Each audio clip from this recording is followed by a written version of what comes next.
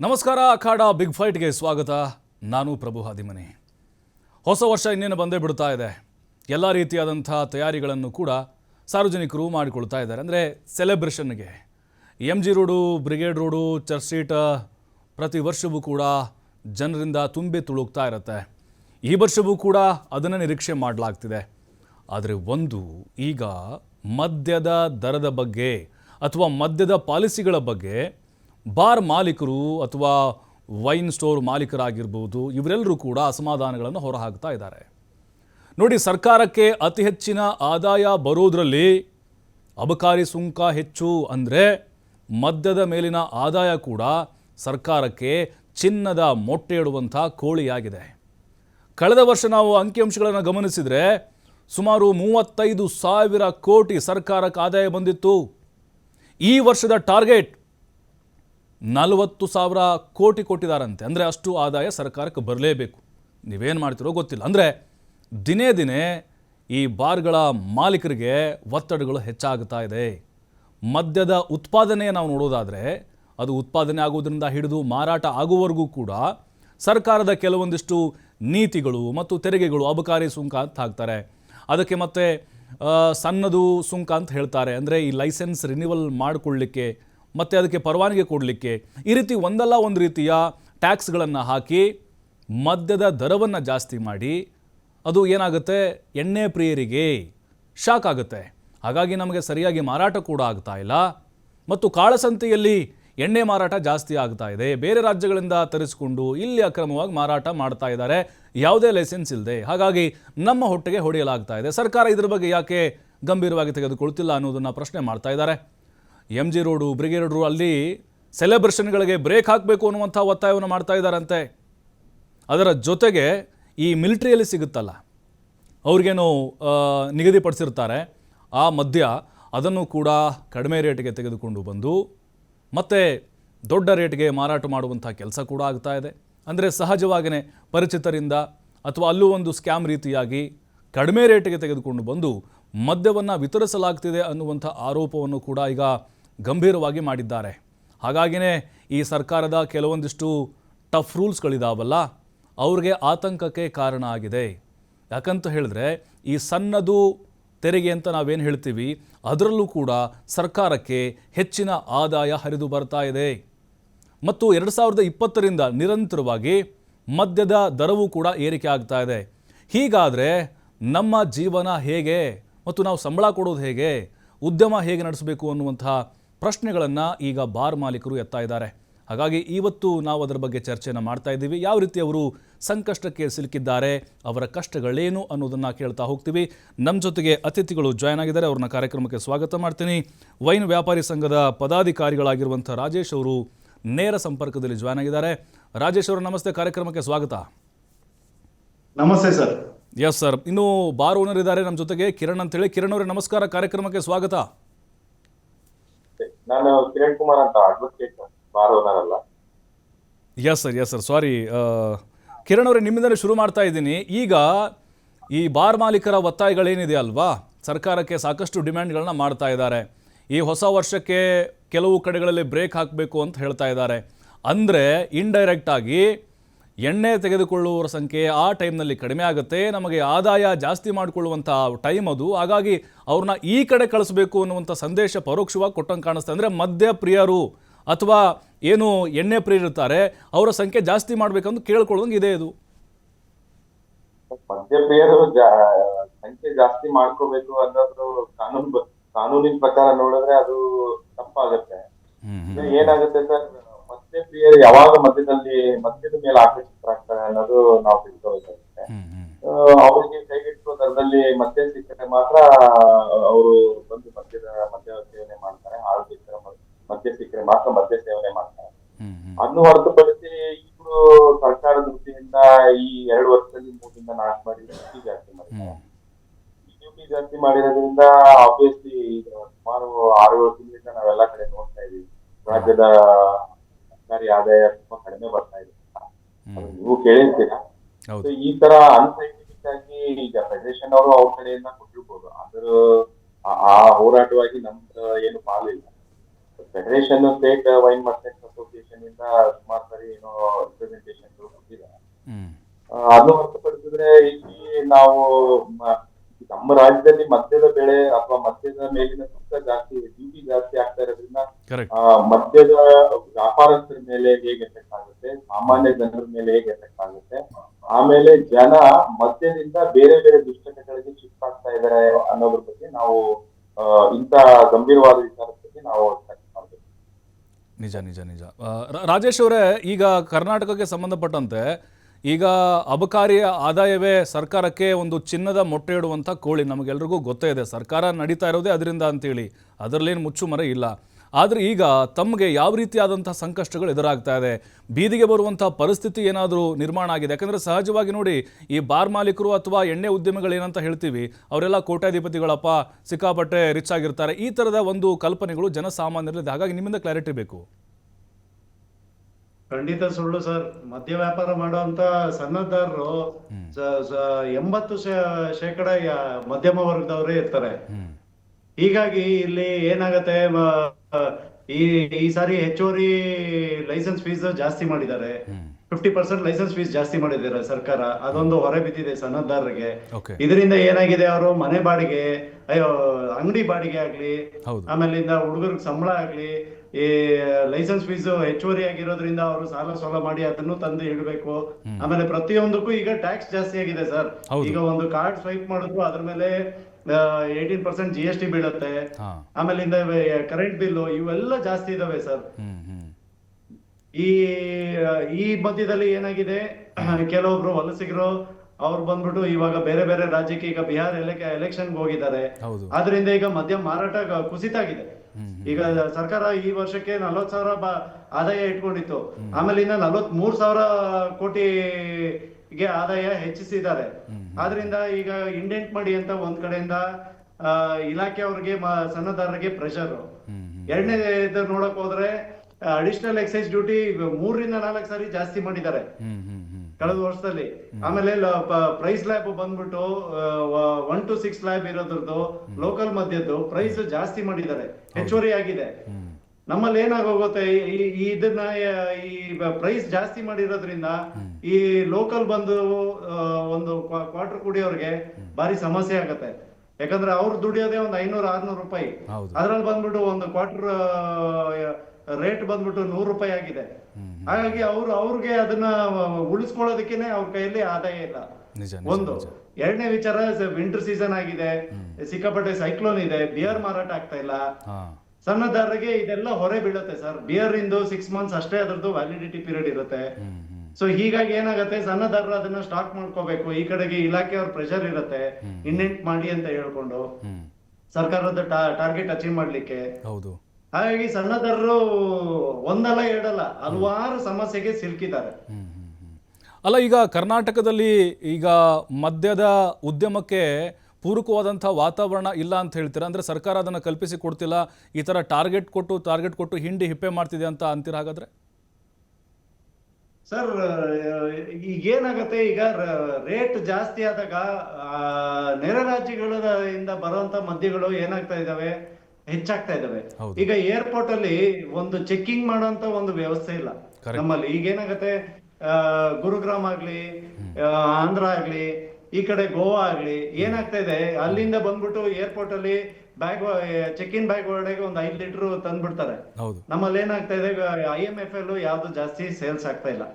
ಒಂದು ಅದನ್ನ ಈಗ ಏರ್ಪೋರ್ಟ್ ಅಲ್ಲಿ ಇಂಥದ್ದು ಒಂದು ನಿಯಮ ತಂದ್ಬಿಟ್ಟು, ಅಥವಾ ಏನಾದ್ರು ನಮ್ಮಲ್ಲಿ ಏರ್ಪೋರ್ಟ್ ಅಲ್ಲಿ ನಮ್ಮ ಅಬಕಾರಿ ನಿಯಮ ಅಲ್ಲಿ ಒಂದು ತಿದ್ದುಪಡಿ ತಂದು ಏರ್ಪೋರ್ಟ್ ಅಲ್ಲಿ ಇಂತಿಷ್ಟೇ ಮದ್ಯ ಇವರು ತರುವಂತದ್ದು ಮಾಡಿದ್ರೆ ನಮ್ಮಲ್ಲಿ ಖರೀದಿ ಜಾಸ್ತಿ ಆಗೋಕ್ ಸ್ಟಾರ್ಟ್ ಆಗುತ್ತೆ. ಕರೆಕ್ಟ್,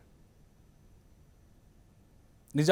ಕಿರಣ್ ಅವರೇ, ಈಗ ರಾಜೇಶ್ ಅವರು ಹೇಳಿದ ಹಾಗೆ ಕೆಲವೊಂದಿಷ್ಟು ನಿಯಮಗಳನ್ನು ಮಾರ್ಪಾಡು ಮಾಡಬೇಕಾದಂಥ ಒಂದು ಅವಶ್ಯಕತೆ ಇದೆಯಾ ಅಂತ. ಯಾಕಂದರೆ ಈಗಿರುವಂಥ ಕಾಯ್ದೆಗಳಿದಾವಲ್ಲ, ಈಗ ನೋಡಿ ಮಿಲಿಟ್ರಿ ಎಣ್ಣೆ ಅಂತ ನಾವೇನು ಕರಿತೀವಿ, ಅದು ಕೂಡ ಕಾಳಸಂತೆಯಲ್ಲಿ ಬಹಳ ಮಾರಾಟ ಆಗ್ತಾ ಇದೆ. ಅಲ್ಲಿ ಕಡಿಮೆಗೆ ಸಿಗುತ್ತೆ ಅಂಥೇಳಿ ಅದನ್ನು ತೆಗೆದುಕೊಳ್ಳುವಂಥವ್ರ ಸಂಖ್ಯೆ ಕೂಡ ಜಾಸ್ತಿ ಆಗ್ತಿದೆ. ಹಾಗಾಗಿ ಅಲ್ಲಿ ಸ್ವಲ್ಪ ಸ್ಟ್ರಿಕ್ಟ್ ಮಾಡಬೇಕು ಅಂತ ಅನ್ನಿಸ್ತಾ ಇದೆ ಅಂತ.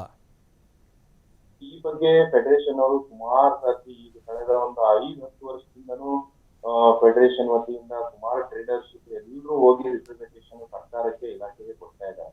ಸರ್, ಇಲ್ಲಿ ಮಿಲಿಟರಿ ಕ್ಯಾಂಡಿಡೇಟ್ ಅಂದ್ರೆ ಅವ್ರು ತಗೊಂಡ್ ಬರೋದು KSBC ಇಂದ, ನಾವು ಎಲ್ಲ ಇನ್ನು ಟ್ರೇಡರ್ಸ್ ಎಲ್ಲಾರು ತಗೊಂಡ್ ಬರೋದು KSBC ಇಂದ. ಅವ್ರಿಗೆ ನೀವು ಡ್ಯೂಟಿ ಆಫ್ ಇದೆ, ಡ್ಯೂಟಿ ಫ್ರೀ ಲಿಕ್ಕರ್ ಅದು. ಇನ್ನು ಉಳಿದವರು ಡ್ಯೂಟಿ ಕಟ್ಬಿಟ್ಟು ತರಬೇಕು ಲಿಕ್ಕರ್ನ. ಸರ್ ಅಲ್ಲೇನಾಗ್ತಾ ಇದೆ, ಈಗ ಅಲ್ಲಿ ಅದು ಕೊಡ್ಬೇಕಾಗಿ ಅದು ಕೊಡ್ತಾ ಇರೋದು duty free liquor military canteen ಅಲ್ಲಿ. ಅಲ್ಲಿ ಮಿಲಿಟರಿ ಅಫಿಷಿಯಲ್ಸ್ಗೆ, ರಿಟೈರ್ಡ್ ಅಫಿಷಿಯಲ್ಸ್ಗೆ ಉಪಯೋಗ ಆಗ್ಲಿ ಅಥವಾ ಅವ್ರಿಗೆ ಒಂದು ರಿಕ್ರಿಯೇಷನ್ ಆಗ್ಲಿ ಅಂತ ಹೇಳಿ ಕೊಡ್ತಾ ಇರೋ ಉದ್ದೇಶ ಅಲ್ಲಿ ಲಿಮಿಟೆಡ್ ಪ್ರಮಾಣದಲ್ಲಿ ಕೊಡ್ತಾರೆ. ಸರ್ ಇಲ್ಲೇನಾಗಿದೆ, ಅಂತ ಮಿಲಿಟರಿ ಆಫೀಸರ್ಸ್ ಅಥವಾ ಮಿಲಿಟರಿ ಪರ್ಸನಲ್ ಜೊತೆಗೆ ಕೆಲವೊಂದಿಷ್ಟು ಹೊರಗಡೆ ಇರೋ ಜನ ಅವ್ರನ್ನ ಕಾಂಟ್ಯಾಕ್ಟ್ ಮಾಡ್ಕೊಂಡು ಮಿಲಿಟರಿ ಕ್ಯಾಂಟೀನ್ ಇಂದ ಬಾಟಲ್ಗಳು ತರ್ತಾರೆ. ಫಾರ್ ಎಕ್ಸಾಂಪಲ್, ನಾವು ಡ್ಯೂಟಿ ಕಟ್ಬಿಟ್ಟು ಈ ಮದ್ಯ ಮಾರಾಟಗಾರರು ಒಂದು 200 ರೂಪಾಯಿ ಒಂದು ಬಾಟ್ಲು ಮಾರಿದ್ರೆ ಅಲ್ಲಿ 120 ರೂಪಾಯಿ ಬಾಟ್ಲು ಸಿಗುತ್ತೆ, ಕಡಿಮೆ ಸಿಗುತ್ತೆ. ಇವ್ರು ಏನ್ ಮಾಡ್ಬಿಡ್ತಾರೆ, 120 ರೂಪಾಯಿ ಬಾಟ್ಲು ತಗೊಂಡ್ಬಂದು 150-160 ರೂಪಾಯಿ ಮಾಡ್ತಾರೆ.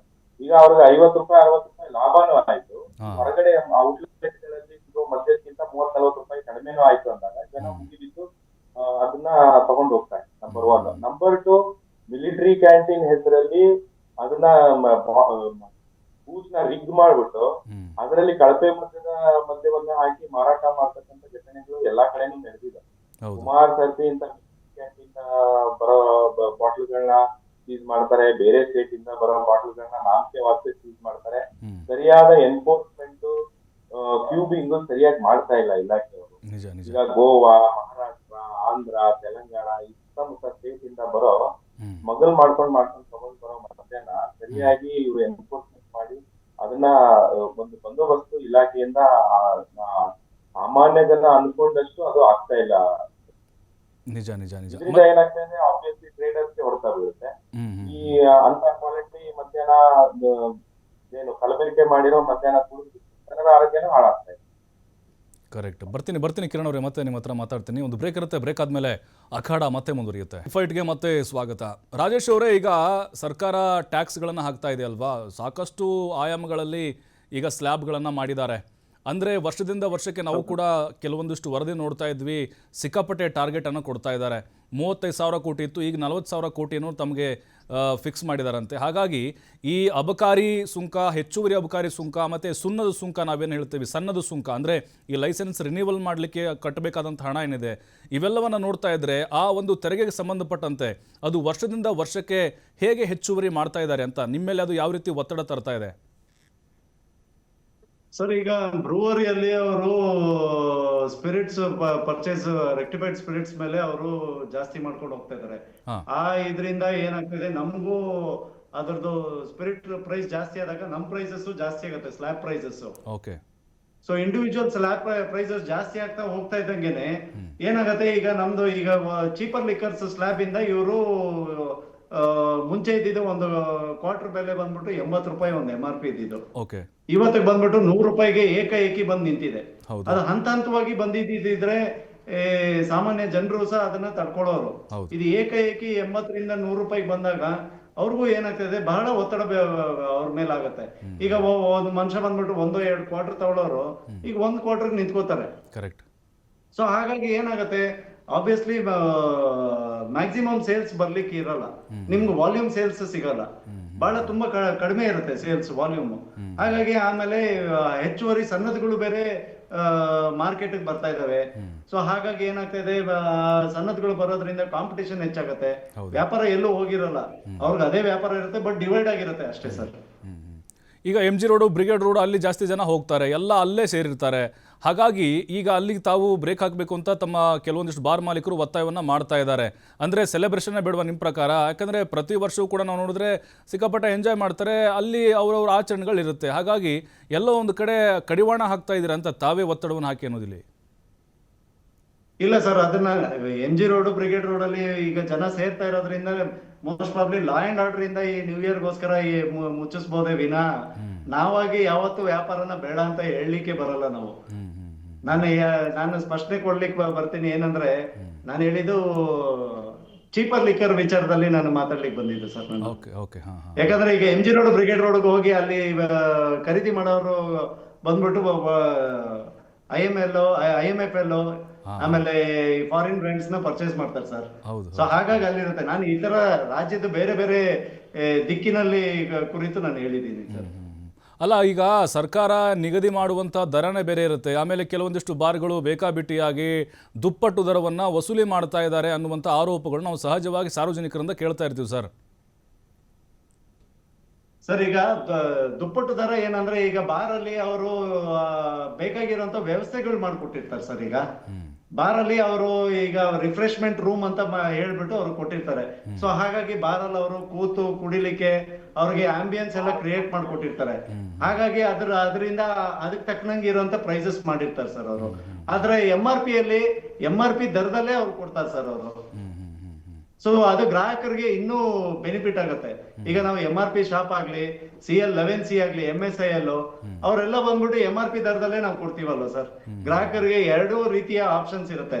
CL9 ಆಗ್ಲಿ, ಆಮೇಲೆ CL11C ಆಗ್ಲಿ, CL2 ಆಗ್ಲಿ, ಇಂಥದ್ರಲ್ಲೆಲ್ಲ ಅವರು ಗ್ರಾಹಕರು ಪರ್ಚೇಸ್ ಮಾಡ್ಕೋಬಹುದು, ಗುಣಮಟ್ಟದ ಮದ್ಯವನ್ನ ಪರ್ಚೇಸ್ ಮಾಡ್ಕೋಬಹುದು. ಅಲ್ಲ, ಬಟ್ ನಿಮ್ಮ ಪ್ರಕಾರ ಈ ಟೈಮಿಂಗ್ಸ್ ಸ್ವಲ್ಪ ಹೆಚ್ಚಳ ಮಾಡಬೇಕು ಅಂತ ಒತ್ತಾಯವನ್ನು ಮಾಡ್ತೀರಾ? ಟೈಮಿಂಗ್ಸ್ ನೋಡೋದಾದ್ರೆ ಸರ್, ನ್ಯೂ ಇಯರ್ಗೆ 1 ಗಂಟೆಗೆ ಕೊಟ್ಟಿರುವಂತ ಟೈಮಿಂಗ್ಸ್ ಒಳ್ಳೇದು ಅನ್ಸುತ್ತೆ ಸರ್. ನಾವು ಇದನ್ನ ಸ್ವೀಕಾರ ಮಾಡ್ತೀವಿ. ಓಕೆ, 1 ಗಂಟೆವರೆಗೂ BBMP ವ್ಯಾಪ್ತಿಯಲ್ಲಿ ಕೊಟ್ಟಿರುವಂತ ಟೈಮಿಂಗ್ಸ್ ಇದು ಬಹಳ ಒಳ್ಳೆಯ ನಿರ್ಧಾರ ಇದು ಸರ್. ಅದು ನಮ್ಮ ಮುಂಚೆನೂ ನಮ್ಮ ಲೈಸೆನ್ಸ್ ಅಲ್ಲಿ CL9ಗಾಗ್ಲಿ, ಮೈಕ್ರೋ ಬ್ರೂವರಿಗಾಗ್ಲಿ ಎಲ್ಲದಕ್ಕೂ ಅಪ್ ಟು 1 AM ಇದೆ. Even CL7 license boarding and lodging ಅವ್ರದ್ದಾಗ್ಲಿ ಅಪ್ ಟು 1 AM ಇದೆ. ಆಮೇಲೆ CL2 ಅವ್ರದ್ದು ಅಪ್ ಟು 10:30 ಇದೆ. ಅಲ್ಲ, ಬಟ್ ಈಗ 24 ಗಂಟೆನೂ ಕೊಡಬೇಕು ಅಂತ ಕೆಲವೊಬ್ರು ಕೇಳ್ತಿದ್ರು ಸರ್. ಅದಕ್ಕೆ 24x7 ಬಾರ್ಗಳು ಓಪನ್ ಇರಬೇಕು. ಈಗ ಬೆಂಗಳೂರು ಜಾಸ್ತಿ ಹೊರ ರಾಜ್ಯದಿಂದ ಬಂದು ITBT ಸಿಟಿ ಆಗ್ತಾ ಇದೆ ಸರ್. ಸೊ ಇದನ್ನ 24 hours ಮಾಡ್ಲಿಕ್ಕೆ ಟ್ರೈ ಮಾಡ್ತಾ ಇದಾರೆ. ಬಟ್ ಲಾ ಅಂಡ್ ಆರ್ಡರ್ ಅವರು ಅವ್ರದೇ ಆದಂತ ಸಮಸ್ಯೆಗಳು ಹೇಳ್ತಾ ಇದಾರೆ. ಬಟ್ ಅದು 24 hours ಕೊಟ್ರೆ ನಾವು ಅದನ್ನ ಸ್ವಾಗತ ಮಾಡ್ತೀವಿ ಸರ್ ಅದನ್ನ. ಯಾಕಂದ್ರೆ ನಮ್ಮ ರಾಜ್ಯ ಸರ್ಕಾರಕ್ಕೆ ಆದ್ರೆ ಅವ್ರ ಬೊಕ್ಕಸಕ್ಕೆ ಹೆಚ್ಚುವರಿ ಲಾಭ ಬಂದೇ ಬರುತ್ತಲ್ವ ಸರ್. ಕರೆಕ್ಟ್. ಈಗ ನಾವು ಕೊರೋನಾ ಟೈಮಲ್ಲಿ ಅವರು 5 ಗಂಟೆಗೆ ಓಪನ್ ಮಾಡಿ ಅಂದಿದ್ರು, ಯಾರು ಊಹೆ ಮಾಡದೇ ಇದ್ದಂತ ಸಮಯದಲ್ಲಿ. ಈಗ 5 ಗಂಟೆಗೆ ನಾವು ಕೊರೋನಾ ಟೈಮಲ್ಲಿ ಓಪನ್ ಮಾಡಿ ವ್ಯಾಪಾರ ಮಾಡ್ಬಿಟ್ಟು ನಮ್ಮ ರಾಜ್ಯ ಸರ್ಕಾರದ ಬೊಕ್ಕಸೇನ ಅಲ್ಪ ಸ್ವಲ್ಪ ಆದ್ರೂ ನಾವು ನಮ್ಮ ಮದ್ಯ ವ್ಯಾಪಾರದಿಂದ ತುಂಬಿದೀವಲ್ವ ಸರ್. ನಿಜ. ಓಕೆ. ಕಿರಣ್ ಅವರೇ, ಈಗ ಸರ್ಕಾರ ಏನಾದರೂ ಬೇಡಿಕೆಗಳಿಗೆ ಸ್ಪಂದಿಸದಿದ್ರೆ ಕಾನೂನಾತ್ಮಕವಾಗಿ ಹೋರಾಟ ಮಾಡಲಿಕ್ಕೆ ಅವಕಾಶಗಳಿದೆಯಾ ತಮ್ಮ ಮುಂದೆ? ಈಗ ಕಾನೂನಾತ್ಮಕವಾಗಿ ಹೋರಾಟಕ್ಕೆ ಎಲ್ಲಾ ರೀತಿಯ ಅವಕಾಶ ಇದೆ. ಓಕೆ, ನಾವು ಸತತವಾಗಿ ರಾಜೇಶ್ವರ ಆಯ್ತು, ಬೆಂಗಳೂರು ಮದ್ಯ ವ್ಯಾಪಾರ ಸಂಘ ಆಯ್ತು, ಕರ್ನಾಟಕ ಸ್ಟೇಟ್ ಫೆಡರೇಷನ್ ವತಿಯಿಂದ ಆಯ್ತು, ನಾವು ನಿರಂತರ ಸಂಪರ್ಕದಲ್ಲಿದ್ದೇವೆ ಕಾನೂನು ಹೋರಾಟ ಯಾವ ತರ ಮಾಡ್ಬೇಕು ಅಂತ. Before going to that point, ಒಂದು ನೀವು ರೇಸ್ ಮಾಡಿದ್ರಿ MRP ವೈಲೇಷನ್ ಆಗ್ತಿದೆ, ದುಪ್ಪಟ್ಟು ದರಕ್ಕೆ ಮಾಡ್ತಾ ಇದ್ದಾರೆ ಅಂತ. ಇನ್ನೊಂದು ಏನಾಗಿದೆ ಅಂದ್ರೆ, ಒಂದು ಲೀಗಲ್ ಅಂಡ್ ಟೆಕ್ನಿಕಲ್ ಆಸ್ಪೆಕ್ಟ್ ನ ನಾವೆಲ್ಲ ಅರ್ಥ ಮಾಡ್ಕೋಬೇಕು ಕಾಮನ್ ಪೀಪಲ್. ಸರ್, 2008 ಅಥವಾ 7 ಟೈಮ್ ಅಲ್ಲಿ 20% ಇದ್ದ ಲಾಭಾಂಶವನ್ನ ಕಡಿಮೆ ಮಾಡಿದ್ರು, 10% ಮಾಡಿದ್ರು. 20% ಇದ್ದ 10% ಮಾಡಿದ್ರು. 2008 ಇಂದ ಹಿಡಿದು ಈವರೆಗೂ 2025 ವರೆಗೂ ಇವ್ರಿಗೆ ಲಾಭಾಂಶವನ್ನ ಜಾಸ್ತಿ ಮಾಡಿಲ್ಲ. ಈಗ 2008 ಅಲ್ಲಿ ಬಾಡಿಗೆ ದರ ಅಥವಾ ಅವಾಗಿನ cost of living, inflation rate, for example ಬಾಡಿಗೆನೆ ತಗೊಂಡ್ರೆ 5,000 ಇತ್ತು ಅಂದ್ರೆ, ಈಗ 2025ರಲ್ಲಿ ಅದ್ರದ್ದು 50 ಟೈಮ್ಸ್ ಜಾಸ್ತಿ ಆಗಿದೆ, 25,000, 30,000 ಆಗಿದೆ. ಇವರು ಕೂಡ 10% ಲಾಭಾಂಶದಲ್ಲಿ ಈ ಬಾರ್ ಉದ್ಯಮದಲ್ಲಿ ಇರ್ತಕ್ಕಂಥ ಉದ್ಯಮಿಗಳು ಅವರ ಖರ್ಚು, ಅವ್ರ ವೆಚ್ಚ, ಆಮೇಲೆ ಲೈಸೆನ್ಸ್ ಫೀ, ಸಂಬಳ, ಕೆಲಸ ಮಾಡ್ತಕ್ಕಂತ ನೌಕರಿಗೆ ಸಂಬಳ ಕೊಟ್ಟು ಇವರು ಲಾಭಾಂಶಗಳನ್ನ ತಗೊಳ್ಳೋದೇ ಕಷ್ಟ ಆಗಿರೋ ಪರಿಸ್ಥಿತಿ ಇರೋದ್ರಿಂದ, ಜೊತೆಗೆ CL9, CL7 ಅವ್ರಿಗೂ ಯಾವ್ದು MRP ಕಂಡೀಷನ್ಸ್ ಇಲ್ಲದೆ ಇರೋದ್ರಿಂದ ಅವರು MRP ಜಾಸ್ತಿ ಮಾಡ್ತಾರೆ. CL2 MRP ಅವರು MRPನೇ ಮಾಡ್ಬೇಕಾಗಿದೆ. ಆದ್ರೂ ಇಂಥ ಪರಿಸ್ಥಿತಿ, ಲಾಭಾಂಶ ಕಡಿಮೆ ಇರೋ ಪರಿಸ್ಥಿತಿಲಿ ಅವ್ರಿಗೆ ಹೆಚ್ಚಿಗೆ ದರದಲ್ಲಿ ಮಾರದೆ ಇನ್ನ ಬೇರೆ ಏನು ಮಾಡದೇ ಇರೋ ಪರಿಸ್ಥಿತಿ ಇರ್ತಾರೆ. ಇದು ನಂಬರ್ 1. ನಂಬರ್ 2 ಸರ್, ಕಾನೂನಾತ್ಮಕ ಹೋರಾಟ ಅಂದ್ರೆ ಸುಮಾರು ಸರ್ತಿ ಇವರು ಇದೇ ವಿಚಾರವಾಗಿ, ಲಾಭಾಂಶ ವಿಚಾರವಾಗಿ ಬಂದ್ರೆ ಸುಮಾರು ಸರ್ತಿ ಇವರು ಸರ್ಕಾರಕ್ಕೆ, ಮುಖ್ಯಮಂತ್ರಿಗೆ, ಯಾವುದೇ ಪಕ್ಷ ಇರಲಿ, ನಾವು ಈ ಪಕ್ಷ ಅಥವಾ ಈ ಸರ್ಕಾರ ಆ ಸರ್ಕಾರ ಅಂತ ಹೇಳಲ್ಲ, ಯಾವುದೇ ಸರ್ಕಾರ ಬಂದ್ರು ಇವರು ರಿಪ್ರೆಸೆಂಟೇಷನ್ ಕೊಡ್ತಾ ಇದ್ದಾರೆ, ನಮ್ಗೆ ಲಾಭಾಂಶ ಜಾಸ್ತಿ ಮಾಡಿ ಅಂತ. ಯಾವುದೇ ಸರ್ಕಾರ ಕಿವಿ ಹಾಕೊಳ್ತಾ ಇಲ್ಲ. ಬರೋ ಸರ್ಕಾರಗಳು ಪ್ರತಿ ಟೈಮ್ 1,000, 2,000, 3,000, 5,000 ಕೋಟಿ ಟಾರ್ಗೆಟ್ ಜಾಸ್ತಿ ಮಾಡ್ತಾ ಇದೆ ಹೊರತು ಸಣ್ಣದಾದ ಕಷ್ಟ ಸಮಸ್ಯೆ ಏನಿದೆ ಅಂತ ಯಾರಿಗೂ ಕೇಳ್ತಾ ಇಲ್ಲ. ಆ ವಿಚಾರದ ಬಗ್ಗೆ ನಿಮ್ಗೆಲ್ಲ ಮಾಹಿತಿ ಗೊತ್ತಿರ್ಬೋದು, ಹಿಂದೆ ಸುದ್ದಿಗಳು ಮೀಡಿಯಾದಲ್ಲಿ ಬಂದಿದೆ. ನಂಬರ್ 1. ನಂಬರ್ 2 ಸರ್, ಸುಮಾರು ಅನುಪಯುಕ್ತ ಕಾಯ್ದೆಗಳು, ಅನುಪಯುಕ್ತ ರೂಲ್ಸ್ಗಳು ಈಗ ಎಕ್ಸೈಸ್ ಆಕ್ಟ್ ಅಲ್ಲಿ ಇದೆ. ಈಗ ಅದನ್ನ ಸ್ವಲ್ಪ ಹೇಳಿ, ಇದನ್ನ ಈಗ 3 case breach of licence condition ಅಂತ ಇರುತ್ತೆ, ಸಣ್ಣ ಪುಟ್ಟ ಏನಾದ್ರು ಲೈಸೆನ್ಸ್ ಕಂಡೀಷನ್ ಆಗಿ ಬ್ರೀಚ್ ಆಯ್ತು ಅಂದ್ರೆ ಅದನ್ನ ಫೈನ್ ಕಟ್ಬಿಟ್ಟು, ನಾಮಿನಲ್ ಫೈನ್ ಕಟ್ಟಿ ಅದನ್ನ ಕಂಪೌಂಡ್ ಮಾಡ್ಬೇಕು ಅಂತ. ಸುಮಾರು ಜನ ಇದನ್ನೇ ಎಕ್ಸೈಸ್ ಅಫಿಷಿಯಲ್ಸ್ ಇದನ್ನೇ ಬಂಡವಾಳ ಮಾಡ್ಕೊಂಡು ಬೆದರಿಸಿ 3 ಕೇಸ್ ಹಾಕಿರೋ ಲೈಸೆನ್ಸ್ ಗಳನ್ನ ನೀವು ಸಸ್ಪೆಂಡ್ ಮಾಡ್ತೀವಿ ಅಂತ ಹೇಳಿ ಅದು ಬೆದರಿಸಿ ಸುಮಾರು ಕಡೆ ಟಾರ್ಚರ್ಗಳು ಲೈಸೆನ್ಸ್ ನಡೀತಾ ಇದೆ. ನಮ್ಮ ಹತ್ರ ಬರೋರು ಹೇಳ್ತಾರೆ ಅದೊಂದನ್ನ ಬದಲಾವಣೆ ಮಾಡಬೇಕು. 1-2 ಅಲ್ಲ, ಸುಮಾರು ಕಾಯ್ದೆಗಳು, ಸುಮಾರು ರೂಲ್ಸ್ ಗಳನ್ನ ಬದಲಾವಣೆ ಮಾಡ್ಬೇಕಾಗಿದೆ. ಇವ್ರು ಒಂದು ಕಮಿಟಿಯನ್ನು ಮಾಡಿದ್ದಾರೆ ಎಕ್ಸೈಸ್ ಡಿಪಾರ್ಟ್ಮೆಂಟ್ ಅಲ್ಲಿ. ಆ ಕಮಿಟಿಯಲ್ಲಿ ಯಾವ ರೀತಿ ಚರ್ಚೆ ಆಗುತ್ತೋ, ಯಾವ ರೀತಿ ಚರ್ಚೆ ಆಗಲ್ಲ ಗೊತ್ತಿಲ್ಲ. ಸುಮಾರು ಕಾನೂನುಗಳ ಬದಲಾವಣೆಗಳು ಆಗ್ಬೇಕು. ಈಗ ಇತ್ತೀಚೆಗೆ ಅಂದ್ರೆ ಸುಮಾರು 596 ಅಸ್ತಿತ್ವದಲ್ಲೇ ಹಿಂದೆ ಇರೋ ಕನ್ನಡಗಳ ಹರಾಜು ಮಾಡ್ತಾ ಇದ್ದಾರೆ. ಅದ್ರ ಬಗ್ಗೆನೂ ಕಾನೂನು ಹೋರಾಟಗಳು ಡಿಫ್ರೆಂಟ್ ಆಂಗಲ್ ಅಲ್ಲಿ ಹೋಗ್ತಾ ಇದೆ. ಅದೇ ಸರ್, ನಾವು ಮುಂದುವರೆದು ಇವ್ರೆ ಯಾರು ಟ್ರೈನರ್ಸ್ ಇವರೆಲ್ಲ ಅಪ್ರೋಚ್ ಮಾಡಿದ್ರೆ ಅದು ಕಾನೂನು ವ್ಯವಸ್ಥೆಯಲ್ಲಿ ಯಾವ ತರ ಹೋರಾಟ ಮಾಡ್ತೀವಿ ಅದನ್ನ ನಾವು ಈ ಕೋರ್ಟ್ ಕಚೇರಿ. ಎಸ್, ಕಿರಣ್ ಅವರ ಒಂದು ಒತ್ತಾಯ ಏನಂತ ಹೇಳಿದ್ರೆ, ಈಗ ಸ್ಲ್ಯಾಬ್ಗಳನ್ನು ಮಾಡಿದ್ದಾರೆ ಮತ್ತು ದರ ಪರಿಷ್ಕರಣೆ ಏನಿದೆ ಅದು ಹಂತ ಹಂತವಾಗಿ ಹೆಚ್ಚಿಗೆ ಮಾಡ್ತಿದ್ದಾರೆ ಅಂತ. ಬೇರೆ ಬೇರೆ ರಾಜ್ಯಗಳಲ್ಲಿ ಮದ್ಯದ ದರಗಳು ಕಡಿಮೆ ಇದೆ. ಈಗ ಆಂಧ್ರ, ತೆಲಂಗಾಣ, ಗೋವಾ, ಮಹಾರಾಷ್ಟ್ರ ಅಲ್ಲಿ ಎಣ್ಣೆ ದರ ಕಡಿಮೆ ಇದೆ, ನಮ್ಮಲ್ಲಿ ಜಾಸ್ತಿ ಇದೆ. ಅಲ್ಲಿಂದ ಏನು ಮಾಡ್ತಾ ಇದ್ದಾರೆ, ಕಾಳಸಂತೆಯಲ್ಲಿ ತರಿಸ್ಕೊಂಡು ಇಲ್ಲಿ ಅದನ್ನು ಮಾರಾಟ ಮಾಡ್ತಾ ಇದ್ದಾರೆ. ಮತ್ತು ಮಿಲಿಟ್ರಿ ಏನಿರುತ್ತೆ ಅದು ರಿಸರ್ವ್ಡ್ ಇರುತ್ತೆ, ರಿಟೈರ್ಡ್ ಆಫೀಸರಿಗೆ ಕೊಡುವಂಥದ್ದು ಇರುತ್ತೆ ಮತ್ತು ಅವರ ಕೆಲವೊಂದಿಷ್ಟು ನಿಯಮಗಳಿರ್ತವೆ. ಹಾಗಾಗಿ ಅಲ್ಲಿ ಏನು ಮಾಡ್ತಾ ಇದ್ದಾರೆ, ಅಲ್ಲಿ ಕಡಿಮೆ ರೇಟಿಗೆ, ಈಗ ಒಂದು ಫುಲ್ ಬಾಟ್ಲು ಒಂದು 3,000 ಅಂತ ಅಂದ್ಕೊಳ್ಳೋಣ ನಾರ್ಮಲ್ ಆಗಿರುವಂಥ ಬಾರಲ್ಲಿ ಅಥವಾ MRP ಇಲ್ಲಿ, ಅದೇ ಬ್ರ್ಯಾಂಡು ಅಲ್ಲಿ 1,000 ರೂಪಾಯಿಗೆ ಸಿಗುತ್ತೆ. ಹಾಗಾಗಿ ನಾರ್ಮಲಾಗಿ ಏನು ಮಾಡ್ತಾರೆ, ಅದರ ಮೊರೆ ಹೋಗುವಂತಹ ಸಾಧ್ಯತೆಗಳು ಕೂಡ ಹೆಚ್ಚಾಗಿರುತ್ತೆ. ಇದೆಲ್ಲದಕ್ಕೂ ಕೂಡ ಕಡಿವಾಣ ಹಾಕಬೇಕು ಅನ್ನುವಂತಹ ಒತ್ತಾಯವನ್ನು ಈಗ ಬಾರ್ ಅಸೋಸಿಯೇಷನ್ ಅವರು ಮಾಡ್ತಾ ಇದ್ದಾರೆ. ರಾಜೇಶ್ ಅವರೇ, ಈಗ ನಿಮ್ಮ ಅನುಭವದ ಪ್ರಕಾರ ಅಥವಾ ನಿಮ್ಮ ಗೊತ್ತಿರೋರ ಏನಾದರೂ ಅನುಭವ ಆಗಿದ್ರೆ ನೀವು ಹೇಳಬಹುದು. ಯಾಕಂತ ಹೇಳಿದ್ರೆ ಈಗ ಟಾರ್ಗೆಟ್ ಕೊಟ್ಟು ಅಧಿಕಾರಿಗಳು ಸ್ವತಃ ಬಾರ್ ಆ್ಯಂಡ್ ರೆಸ್ಟೋರೆಂಟ್ಗಳಿಗೆ ಬರ್ತಾ ಇದ್ದಾರೆ ಅಥವಾ ಕೆಲವೊಂದಿಷ್ಟು ಶಾಪ್ಗಳಿಗೆ ಬರ್ತಾ ಇದ್ದಾರೆ. ಟಾರ್ಗೆಟ್ ರೀಚ್ ಮಾಡ್ತಾ ಇದ್ರೆ ಕೇಸ್ಗಳನ್ನು ಹಾಕ್ತೀವಿ ಅನ್ನುವಂಥ ಅಂದರೆ ಬೆದರಿಕೆ ಹಾಕ್ತಿದ್ದಾರಂತೆ, ಲೈಸೆನ್ಸನ್ನು ಕ್ಯಾನ್ಸಲ್ ಮಾಡ್ತೀವಿ ಅಂತ ಹೆದರಿಸ್ತಿದ್ದಾರಂತೆ. ಇದು ಅನುಭವಕ್ಕಾಗಿದೆ, ನಿಮಗೆ ಬಂದಿದೆಯಾ? ಸರಿ, ಈಗ ಅಧಿಕಾರಿಗಳಿಗೆ ಈಗ ಏನಾಗುತ್ತೆ, ಟಾರ್ಗೆಟ್ ಅಚೀವ್ ಮಾಡಬೇಕು ಅಂತ ಹೇಳ್ಬಿಟ್ಟು ಮಾಡ್ತಾ ಇದ್ದಾರೆ. ಬಟ್ ಅಂತ ಹರಾಸ್ಮೆಂಟ್ ಸಸ್ಪೆನ್ಷನ್ ಮಾಡೋದು ಇದಂದ್ರೆ ಅದು 3 ಹೀನಿಯಸ್ ಕ್ರೈಮ್ ಇದ್ರೆ ಮಾತ್ರ ಸಸ್ಪೆನ್ಷನ್ ಮಾಡ್ತಾರೆ ಸರ್. ಬರೀ ಟಾರ್ಗೆಟ್ಗೋಸ್ಕರ ಅಲ್ಲ. ನಮ್ಮ ಕಾಯ್ದೆಯಲ್ಲಿ ಏನ್ ಹೇಳತ್ತಂದ್ರೆ 1 ವಾರಕ್ಕೆ ಬೇಕಾಗಿರುವಂತ ಮದ್ಯವನ್ನ ನಾವು ಅಂಗಡಿಯಲ್ಲಿ ಇಟ್ಟಿರ್ಬೇಕು. ಆ 1 ವಾರಕ್ಕೆ ಬೇಕಾಗಿರುವಂತ ಮದ್ಯವನ್ನ ನಾವು ನಮ್ಮ ಅಂಗಡಿಯಲ್ಲಿ ನಾವು ಇಟ್ಟಿದ್ರೆ ನಮ್ಗೆ ಇಂಥದ್ದು ಯಾವ್ದೇ ರೀತಿ ಇದಿರಲ್ಲ. ಬಟ್ ಅವರು ಏನ್ ಮಾಡ್ತಾರೆ, ಪ್ರತಿ ಸಾರಿ ಬಂದು ಅವರು ಇನ್ಸ್ಪೆಕ್ಷನ್ ಮಾಡ್ತಾರೆ. ಏನ್ ಸೇಲ್ಸ್ ಆಗಿದೆ, ನಮ್ CCTV ಚೆಕ್ ಮಾಡೋದಾಗ್ಲಿ ಇವೆಲ್ಲ ನೋಡ್ತಾರೆ. ಈಗ ನಮ್ಮ ಪರ್ಚೇಸಸ್ ವರ್ಸಸ್ ನಮ್ ಸೇಲ್ಸ್ ಇರುತ್ತೆ, ಅದು ಅವ್ರು ನೋಡಿದಾಗ ಅವ್ರಿಗೆ ಗೊತ್ತಾಗತ್ತೆ ಸರ್.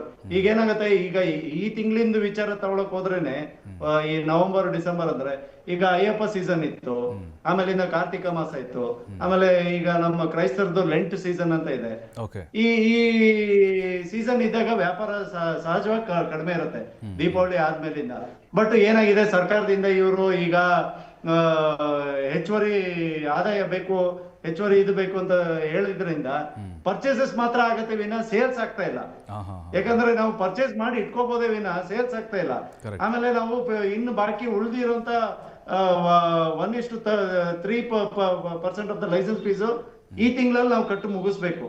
ಯಾವ್ದು ಹೆಚ್ಚುವರಿ ಮಾಡಿದ್ದಾರೆ 50% ಲೈಸೆನ್ಸ್ ಫೀಸ್, ಈಗ ಅದನ್ನ ನಾವು ಈ ತಿಂಗಳಲ್ಲಿ ಕಟ್ಟಬೇಕು. ಸೊ ಇದೆಲ್ಲ ಎಲ್ಲದ್ರ ಮಧ್ಯದಲ್ಲಿ ಸಣ್ಣದಾರ ಬಹಳ ಒಂದು ನೋವಿಗೆ ಈಡಾಗ್ತಾ ಇದ್ದಾರೆ. ಯಾಕಂದ್ರೆ ಅವ್ರಿಗೆ ಆ ಕಡೆಗೆ ವ್ಯಾಪಾರ ಇಲ್ಲ ಅಂತ ಹೇಳ್ಬಿಟ್ಟು ಲಾಭಾಂಶ ಇಲ್ಲ, ಲೈಸೆನ್ಸ್ ಫೀಸ್ ಏಕಾಏಕಿ 50% ಜಾಸ್ತಿ ಮಾಡಿರೋದ್ರಿಂದ ಅದ್ರದ್ದು ಹೊರೆ ಇದೆ. ಆಮೇಲಿಂದ ಅಧಿಕಾರಿಗಳು ಬಂದ್ಬಿಟ್ಟು ಇಲ್ಲಿ ನೀವು ಹೋದ ವರ್ಷದ್ದು ಪರ್ಚೇಸ್ಗಿಂತ ಈ ವರ್ಷ ಒಂದು 10% ಎಕ್ಸ್ಟ್ರಾ ಪರ್ಚೇಸ್ ಮಾಡ್ಬೇಕು. ಹಾಗಾಗಿ ಅವನು ಎಲ್ಲಿಂದ ತರ್ತಾನೆ, ವ್ಯಾಪಾರ ಇಲ್ಲದೆ ಇದ್ದಾಗ ಅವನು ಅದನ್ನ ಎಲ್ಲಿಂದ ತರ್ತಾನೆ? ಇವು ಎಲ್ಲವನ್ನು ಸಹ ನಾವು ಪರಿಗಣಿಸ್ಬೇಕಲ್ಲ ಸರ್. ಅಲ್ಲ, ಈಗ ಎಣ್ಣೆ ಪ್ರಿಯರ ಸಂಖ್ಯೆ ಕಡಿಮೆ ಆಗಿದೆ ಅಂತ ಅನ್ಸುತ್ತೆ. ಯಾಕಂದರೆ ರೇಟ್ ಜಾಸ್ತಿ ಆದರೂ ಕೂಡ ಎಣ್ಣೆ ಕುಡಿಯೋದು ಕಡಿಮೆ ಆಗಲ್ಲ, ಅವನು ಎಷ್ಟಾದರೂ ಕುಡಿತಾನೆ, ಅವ್ನಿಗೆ ಆ ಕಿಕ್ ಬೇಕು ಅಂತೇಳಿ. ಹಾಗಾಗಿ ಈ ಸೀಸನ್ಗಳ ವೈಸ್ ಹೋಗುತ್ತಾ ಎಣ್ಣೆ ಪ್ರಿಯರದ್ದು, ಅಥವಾ ರೇಟ್ ಜಾಸ್ತಿ ಆಯ್ತು ಅಂತ ಕಡಿಮೆ ಆಗುತ್ತಾ, ಹೇಗೆ ಈ ಸಂಖ್ಯೆ ಹೇಳೋದು? ರೇಟ್ ಜಾಸ್ತಿ ಆಗಿರೋದ್ರಿಂದ ಎಣ್ಣೆ ಮದ್ಯಪಾನ ಪ್ರಿಯರು ಕಡಿಮೆ ಆಗಿದ್ದಾರೆ ಸರ್. ಅಲ್ಲ ಮತ್ತೀಗ 100% ಹೊಡ್ತಾ ಬಿದ್ದಿದೆ. ಯಾಕಂದ್ರೆ ಅದು ಈಗ ನಮ್ಮ ದಿನನಿತ್ಯ ನ್ಯೂಸ್ ಪೇಪರ್ ಅಲ್ಲೇ ನಾವು ನೋಡ್ತಾ ಇದೀವಿ. ನಾವು ಪ್ರತಿ ಒಂದು ಸೇಲ್ಸ್ ಬಿದ್ದಿದೆ, ಪರ್ಚೇಸು ಬಿದ್ದಿದೆ. ಹೋದ ವರ್ಷಕ್ಕೆ ಇದೇ ತಿಂಗಳಿಗೆ ಇದ್ದಿದ್ದು ಪ್ರೈಸ್ ರೇಂಜ್ಗೆ ಈ ವರ್ಷ ಇರುವಂತ ಇದೇ ಪ್ರೈಸ್ಗೆ ಸಿಕ್ಕಾಪಟ್ಟೆ ಹೊಡ್ತಾ ಬಿದ್ದಿದೆ ಸರ್. ಈಗ ಬಿಯರ್ಗಳ ಬೆಲೆ ಜಾಸ್ತಿ ಆಗಿರೋದ್ರಿಂದಲೂ ಕೂಡ, ಯಾಕಂದರೆ 2023ರಿಂದ ನೋಡ್ತಾ ಇದ್ದೀವಿ, ಸಾಕಷ್ಟು ಬದಲಾವಣೆ ಆಗಿದೆ, ಹೆಚ್ಚಾಗಿದೆ. ಹಾಗಾಗಿನೇ ಅದನ್ನು ಕುಡಿಯುವವರ ಸಂಖ್ಯೆಯಲ್ಲೂ ಕೂಡ ಗಣನೀಯವಾಗಿ ಇಳಿಕೆ ಆಗಿದೆ ಅಂತ ಅನ್ಸುತ್ತಾ?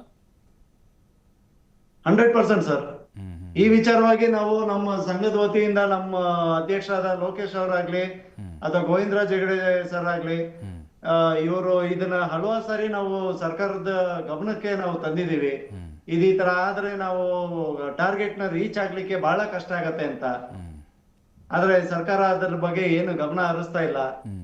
ಇವನ್ ಲಾಭಾಂಶದ ವಿಚಾರವಾಗೂ ಸಹ ನಾವು ಸರ್ಕಾರದ ಗಮನ ಸೆಳೆಯೋದಕ್ಕೆ ನಾವು ಹಲವಾರು ಸಾರಿ ಫ್ರೀಡಂ ಪಾರ್ಕ್ ಅಲ್ಲಿ ಹೋರಾಟ ಮಾಡಿದೀವಿ, ಹೇಳಿದೀವಿ ಸರ್. ಈ ಮಾನ್ಯ ಮುಖ್ಯಮಂತ್ರಿಯಾದ ಸಿದ್ದರಾಮಯ್ಯನವ್ರ ಗಮನಕ್ಕೂ ನಾವು ತಂದಿದೀವಿ, ಈ ತರ ನಮ್ಗೆ ಲಾಭಾಂಶ ಮಾಡ್ಕೊಡಿ ಅಂತ.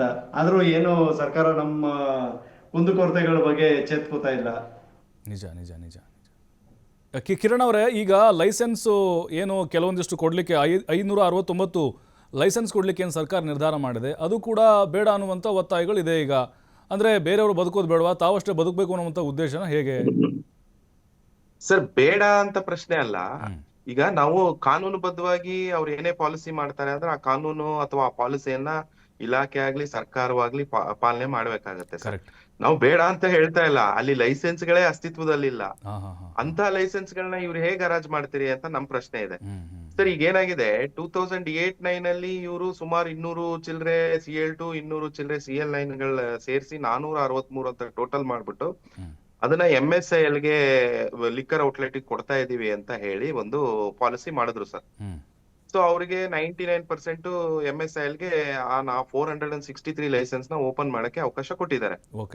ಅದಾದ್ಮೇಲೆ ಏನಾಗಿದೆ, ಮತ್ತೆ 2014 ಅಲ್ಲಿ ಅದೇ 200 ಚಿಲ್ಲರೆ CL2 ಲೈಸೆನ್ಸ್ ಗಳನ್ನ ಲ್ಯಾಪ್ಸ್ ಆಗಿದೆ ಅಂತ ತಿಳ್ಕೊಂಡು 125 ಲೈಸೆನ್ಸ್ ಗಳಿಗೆ ರಿನ್ಯೂವಲ್ ಮಾಡಕ್ಕೆ ಅಂದ್ರೆ ಊರ್ಜಿತ ಮಾಡಕ್ಕೆ ಅವಕಾಶ ಕೊಟ್ರು. ನಮ್ಮಲ್ಲಿ 1 ಕೋಟಾಗೆ 1 ಲೈಸೆನ್ಸ್ ಇಶ್ಯೂ ಮಾಡೋ ರೂಲ್ ಇದೆ. ಇವ್ರು 1 ಕೋಟಾಗೆ 2 ಸರ್ತಿ 3 ಸರ್ತಿ ಈಗ ಮತ್ತೆ ಹರಾಜ್ ಮೂಲಕ ನಾವು ಅದನ್ನ ರೀ ಇಶ್ಯೂ ಮಾಡ್ತೀವಿ, ಮರು ಹಂಚಿಕೆ ಮಾಡ್ತೀರಿ ಅಂತ ಅಂದ್ರೆ ಕಾನೂನು ಪ್ರಕಾರ ಅದು ಸಾಧ್ಯನೇ ಇಲ್ಲ. ಹಿಂದಿನಿಂದನೂ ನಾವು ಅದನ್ನ ವಿರೋಧ ಮಾಡ್ಕೊಂಡೇ ಬಂದಿದೀವಿ. ಅಲ್ಲಿ ಲೈಸೆನ್ಸ್ ಎಕ್ಸಿಸ್ಟಿಂಗೇ ಇಲ್ಲ, ಸಾರಿ ಕೋಟಾ ಎಕ್ಸಿಸ್ಟಿಂಗೇ ಇಲ್ಲ ಅಂದ್ಮೇಲೆ ನೀವು ಹೇಗೆ ಹರಾಜ್ ಮಾಡ್ತೀರಿ ಅನ್ನೋ ಪ್ರಶ್ನೆ ನಮ್ದು ಲೀಗಲಿ ನಾವು ಕೋರ್ಟ್ ಅಲ್ಲಿ ಪ್ರಶ್ನೆ ಮಾಡಿದ್ವಿ. ಅದ್ರ ಪ್ರಕಾರ ನಿನ್ನೆ ವೆಕೇಶನ್ ಬೆಂಚ್ ಧಾರವಾಡಲ್ಲಿ ಸ್ಟೇ ಸಿಕ್ಕಿದೆ. ಫರ್ದರ್ ಇದು ಆಕ್ಷನ್ ಪ್ರಾಸೆಸ್ ಏನು ಮಾಡಬಾರ್ದು ಅಂತ. ನೋಡೋಣ, ಅದು ಹೋಗ್ತಾ ಹೋಗ್ತಾ ಮುಂದಿನ ಹಂತದಲ್ಲಿ ಯಾವ ರೀತಿ ಕೋರ್ಟ್ ಅದನ್ನ ಪರ್ಸ್ಯೂ ಮಾಡುತ್ತೆ ನೋಡ್ಬೇಕು ಅದನ್ನ. ಅಂದ್ರೆ ಈಗ ಸರ್ಕಾರಕ್ಕೆ ಆದಾಯ ಮಾತ್ರ ಬೇಕು, ಹಾಗಾಗಿ ಈ ಮದ್ಯ ಮಾರಾಟಗಾರರು ಅಥವಾ ಸನ್ನದಾರರು ಅವರ ಹಿತಾಸಕ್ತಿ ಬೇಕಾಗಿಲ್ಲ ಅಂತ ಅರ್ಥ ಆಗೋದ್ರಲ್ಲಿ.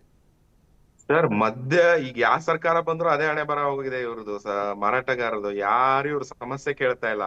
ಟಾರ್ಗೆಟ್ ನಮ್ಗೆ ಸೇಲ್ಸ್ ಮಾಡಿ, ಸೇಲ್ಸ್ ಮಾಡಿ. ಈಗ ನಿಮ್ಗೆ ಇನ್ನೊಂದು ಹೇಳ್ತೀನಿ ಸರ್, ರಾಜೇಶ್ ಅವ್ರು ತುಂಬಾ ಚೆನ್ನಾಗಿ ಪಾಯಿಂಟ್ ಔಟ್ ಮಾಡಿದ್ರು. ಈಗ ಮದ್ಯ ಮಾರಾಟ ಕುಸಿತ ಆಗಿದೆ ಅನ್ನೋದಕ್ಕೆ ಮೇನ್ ರೀಸನ್ ಅವ್ರು ಹೇಳಿರೋದು. ಈಗ ಹಬ್ಬಗಳು, ಸಾಲ ಹಬ್ಬಗಳು, ಕಾರ್ತಿಕ ಮಾಸ, ಶ್ರಾವಣ ಮಾಸ, ಮಳೆ, ಇದೆಲ್ಲ ಎಲ್ಲಾನು ಅಫೆಕ್ಟ್ ಆಗುತ್ತೆ ಸರ್. ಒಂದು ಡ್ಯೂಟಿ ಜಾಸ್ತಿ ಮಾಡ್ಬೇಕು ಅಂದ್ರೆ ಇಲಾಖೆಯವರಾಗ್ಲಿ ಸರ್ಕಾರ ಆಗ್ಲಿ ಒಂದು ಅಸೆಸ್ಮೆಂಟ್ ಮಾಡ್ಬೇಕು. ಇದನ್ನ ನಾವು ಡ್ಯೂಟಿ ಜಾಸ್ತಿ ಮಾಡಿದ್ರೆ ಮದ್ಯದ ದರ ಹೆಚ್ಚಾಗುತ್ತೆ.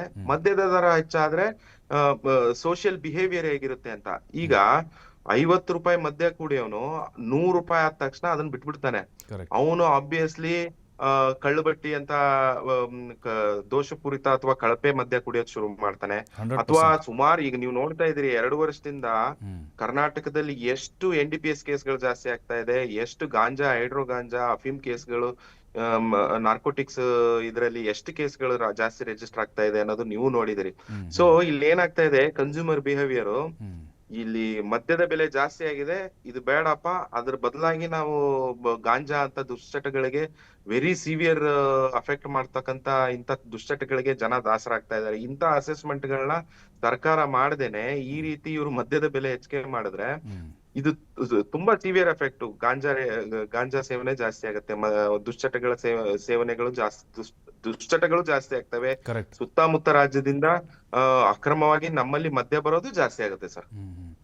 ಕಿರಣ್ ಅವರೇ, ನಿಜ ನೀವು ಹೇಳ್ತಾ ಇರೋದು. ಯಾಕಂದ್ರೆ ನೋಡಿ, ಗಲ್ಲಿ ಹಳ್ಳಿಯಲ್ಲಿ ಕೂಡ ಕಿರಾಣಿ ಅಂಗಡಿ ಇರುತ್ತೆ, ಒಳಗಡೆ ಎಣ್ಣೆ ಮಾರ್ತಾ ಇರ್ತಾರೆ ಸರ್. ನಿಜಕ್ಕೂ ಅನಧಿಕೃತವಾಗಿ ತಲೆ ಎತ್ತಿದಾವೆ. ಅಂದ್ರೆ ಇದು ಅಧಿಕಾರಿಗಳ ಒಂದು ನಿರ್ಲಕ್ಷ್ಯಕ್ಕೆ ಹೀಗಾಗ್ತಿದೆ. ಅವ್ರಿಗೆ ಏನೇನು ಬೇಕೋ ಅದೆಲ್ಲ ಹೋಗ್ತಾ ಇದೆ. ಹಾಗಾಗಿನೇ ಇದಕ್ಕೆ ಕಡಿವಾಣ ಹಾಕಕ್ ಆಗ್ತಾ ಇಲ್ಲ ಸರ್. ಅದು ಹೋಗ್ತಾ ಇರ್ಬೋದು ಸರ್, ಅವರು ನಮ್ಗೆ ಟಾರ್ಗೆಟ್ ರೀಚ್ ಆಗ್ಲಿ, ಅವನು ಕಿರಾಣ ಶಾಪ್ ಅಲ್ಲಾರು ಮಾಡ್ಲಿ, ಬಿಡಿ ಶಾಪ್ ಅಲ್ಲಾರು ಮಾಡ್ಲಿ, ರೋಡ್ ಸೈಡ್ ಅಲ್ಲಾದ್ರೂ ಮಾಡ್ಲಿ, ಅವನು ಹೊರಗಡೆಯಿಂದ ಎಣ್ಣೆ ತಗೊಂಡ್ಬಂದು ಹಳ್ಳಿಯಲ್ಲಿ ಮಾರಿದ್ರೆ ನಮ್ ಟಾರ್ಗೆಟ್ ಜಾಸ್ತಿ ಆಗುತ್ತೆ, ನಮ್ಗೆ ಅಚೀವ್ಮೆಂಟ್ ಆಗುತ್ತೆ, ನಮ್ ಮೇಲಧಿಕಾರಿಗಳು ನಮ್ಗೆ ಒತ್ತಡ ಇರೋದು ತಪ್ಪುತ್ತೆ ಅನ್ನೋ ಒಂದು ಮನಸ್ಥಿತಿಲಿ ಮೋಸ್ಟ್ಲಿ ಅಧಿಕಾರಿಗಳು ಇದಾರೆ ಅಂತ ಅನ್ಸುತ್ತೆ ಸರ್. ನಿಜ.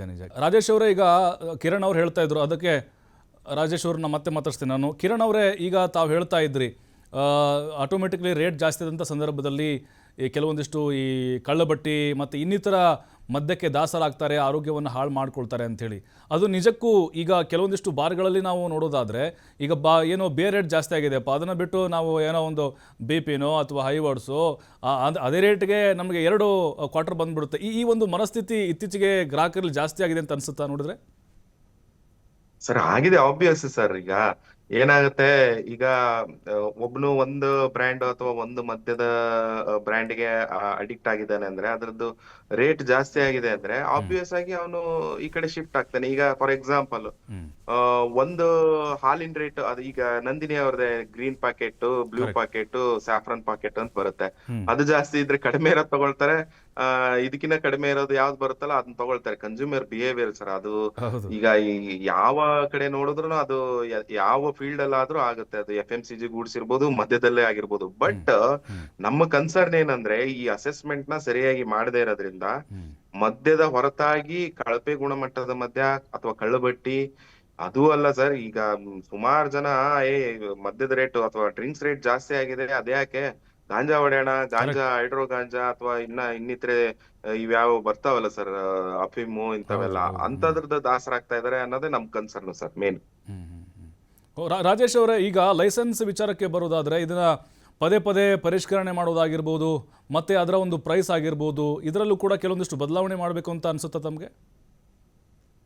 ಸರ್, ಈಗ ನಾವು ಲೈಸೆನ್ಸ್ ಸಣ್ಣದು ಶುಲ್ಕ ಹೆಚ್ಚು ಮಾಡೋದ್ರಿಂದ ನಮ್ಗೇನು ವಿರೋಧ ಇಲ್ಲ ಸರ್. ನಂದು ಸಣ್ಣದ ಶುಲ್ಕ ಹೆಚ್ಚು ಮಾಡುವಾಗ ಅದ್ರ ಪರಿಗುಣವಾಗಿ 2003 ಕಟ್ಟ ಸುಬ್ರಹ್ಮಣ್ಯ ನಾಯ್ಡು ಅವರು ಅಬ್ಕಾರಿ ಸಚಿವರಾಗಿದ್ದಾಗ ಅದೊಂದು ಕಾನೂನು ಇತ್ತು ಸರ್. ಲೈಸೆನ್ಸ್ ಫೀಸ್ ಜಾಸ್ತಿ ಮಾಡುವಾಗ ಅದಕ್ಕೆ ಈಕ್ವಲೆಂಟ್ ಆಗಿ ಇವನ್ ಅದರದ್ದು ನಮ್ ಲಾಭಾಂಶನೂ ಜಾಸ್ತಿ ಮಾಡ್ಬೇಕಂತ ಇತ್ತು. ಇಲ್ಲಿ ಲಾಭಾಂಶ ಜಾಸ್ತಿ ಮಾಡ್ದಂಗೆ ಬರೀ ಲೈಸೆನ್ಸ್ ಫೀಸ್ ಜಾಸ್ತಿ ಮಾಡ್ತಾ ಇದ್ರೆ ಏನಾಗುತ್ತೆ ಗೊತ್ತಾ ಸರ್, ಬಾಡಿಗೆ ಈಗ ಬೆಂಗಳೂರು ನಗರದಲ್ಲಾಗ್ಲಿ ಅಥವಾ ಬೇರೆ ಯಾವ್ದಾದ್ರು ಮಹಾನಗರ ಪಾಲಿಕೆಗಳಲ್ಲಾಗ್ಲಿ ಎಲ್ಲೇ ಇರ್ಲಿ, ಬಾಡಿಗೆ ಅಲ್ಲಿ ಇರುವಂತ ಸಣ್ಣದಾರರು ಅವರು ಭಾರಿ ಹೊಡ್ತಾ ಆಗತ್ತೆ ಸರ್ ಇದು. ಕರೆಕ್ಟ್. ಇನ್ನು ಈ ಮದ್ಯ ತಯಾರಿಕೆ ಸರ್, ಮದ್ಯ ತಯಾರಿಕೆ ಅಂತ ಬಂದಾಗ ಅದರ ವೆಚ್ಚ ಸಾಕಷ್ಟು ಹೆಚ್ಚಾಗ್ತದೆ. ಕಚ್ಚಾ ಪದಾರ್ಥಗಳನ್ನ ತೆಗೆದುಕೊಳ್ಬೇಕಾಗತ್ತೆ. ಅಂದರೆ ಅದು ಮೂಲ ನಾನು ಬೇರೆ ಹೇಳ್ತಾ ಇದ್ದೀನಿ. ಅಂದರೆ ಅಲ್ಲಿ ಆಳಕ್ಕೋಗಿ ನಾವು ನೋಡೋದಾದರೆ ವೆಚ್ಚವೂ ಕೂಡ ಹೆಚ್ಚಾಗ್ತಾ ಇದೆ. ಹಾಗಾಗಿನೇ ಇದು ಮದ್ಯ ಉತ್ಪಾದನೆ ಮಾಡುವಂಥವ್ರಿಗೂ ಕೂಡ, ಕೇವಲ ಸಣ್ಣದಾರಲ್ಲ, ಆ ಕಂಪನಿಗಳಿಗೂ ಕೂಡ ದೊಡ್ಡ ಮಟ್ಟದ ಒಂದು ಹೊಡೆತ ಕೊಡ್ತಾ ಇದೆ ಅಂತ ಅದನ್ನು ಸರ್ಕಾರ ಇಲ್ಲಿ ಅರ್ಥ ಮಾಡ್ಕೊಳ್ತಾ ಇಲ್ಲ ಅಂತ. ಹೌದು ಸರ್, ಅವ್ರಿಗೂ ಡಿಸ್ಟಿಲರಿ ಅವ್ರಿಗೂ ಸಹ ಭಾರಿ ಹೊಡೆತ ಬೀಳ್ತಾ ಇದೆ ಈಗ. ಯಾಕಂದ್ರೆ ಅವರು ಸಹ ಈಗ ರೆಕ್ಟಿಫೈಡ್ ಸ್ಪಿರಿಟ್ ಪರ್ಚೇಸ್ ಮಾಡ್ಕೋಬೇಕು. ಈಗ ನೋಡಿ ಮೊನ್ನೆ ಈಗ ಈ ಕಬ್ಬಿಂದು ರೇಟ್ ಇರ್ಲಿಲ್ಲ. ಈಗ ಸುಮಾರು ಫ್ಯಾಕ್ಟ್ರಿಗಳಿಗೆ ಈಗ ಅವರು ರಾ ಮೆಟೀರಿಯಲ್ ಅವರು ತಗೋಬೇಕಂದ್ರೆ ಅವ್ರಿಗೂ ಹೊಡೆತ ಬೀಳ್ತಾ ಇದೆ. ಮಿನಿಮಮ್ ಪ್ರೈಸಸ್ ಅವರು ರೈತರಿಗೆ ಸೆಟ್ ಮಾಡ್ಬೇಕು. ಈ ಕಡೆ ರೈತರಿಗೂ ಲಾಭ ಇಲ್ಲ, ಆ ಕಡೆಗೆ ರೆಕ್ಟಿಫೈಡ್ ಸ್ಪಿರಿಟ್ ತಯಾರು ಮಾಡೋಂತ ಡಿಸ್ಟಿಲರಿ ಅವ್ರಿಗೂ ಲಾಭಾಂಶ ಇಲ್ಲ, ಈ ಕಡೆಗೆ ಸಣ್ಣದಾರರಿಗೂ ಲಾಭಾಂಶ ಇಲ್ಲ ಸರ್. ಏನಾಗಿದೆ, ಹೋದ ವರ್ಷ ಇವರು additional rounding of excise duty ಮಾಡಿದ್ರು ಒಂದು, ಅದರಿಂದನೂ ಸರ್ಕಾರಕ್ಕೆ ಲಾಭಾಂಶ ಇದೆ. ಬಟ್ ಇಲ್ಲಿ ಸಣ್ಣದಾರರಿಗೆ ಯಾವುದೇ ರೀತಿಯ ಒಂದು ಲಾಭಾಂಶದ ಸಣ್ಣ ತುಣುಕು ಸಹ ಸಿಗ್ತಾ ಇಲ್ಲ ಸರ್. ನಿಜ. ಕಿರಣ್ ಅವರೇ, ಈಗ ಮಿಲಿಟರಿ ಎಣ್ಣೆಗೆ ಸಂಬಂಧಪಟ್ಟಂತೆ ಆಗಲೇ ಮಾತಾಡ್ತಿದ್ರಿ. ಇದರ ಕಡಿವಾಣಕ್ಕೆ ಹಾಗಾದ್ರೆ ಏನ್ ಮಾಡಬೇಕು, ಏನ್ ಸಲಹೆ ಕೊಡ್ತೀರಿ ಹಾಗಾದ್ರೆ? ಸರ್ ಸಲಹೆ ಅಂದ್ರೆ ಮಿಲಿಟರಿ ಕ್ಯಾಂಟೀನ್ಗಳಲ್ಲಿ ವಿಜಿಲೆನ್ಸ್ ಜಾಸ್ತಿ ಆಗ್ಬೇಕು. ಹ್ಮ್. ಲೈಕ್ ಈಗ ಮಿಲಿಟರಿ ಕ್ಯಾಂಟೀನ್ಗಳಲ್ಲಿ ಲಿಕ್ಕರ್ ತಗೊಳ್ತಾರಲ್ಲ, ಪರ್ ಪರ್ಸನ್ ಒಂದೇ, ಓಕೆ ಒಂದ್ ತಿಂಗಳಿಗೆ ಒಂದು ಫುಲ್ ಬಾಟ್ಲ್ ಕೊಡ್ಲಿ. ಓಕೆ. ಒಬ್ಬ ಒಬ್ಬ ಮನುಷ್ಯ ಅವ್ರ ಪಾಸ್ ಇದೆ ಅಂದ್ರೆ ಅವ್ರಿಗೆ ಒಂದೇ ಒಂದು ಕೊಡ್ಲಿ. ಹ್ಮ್.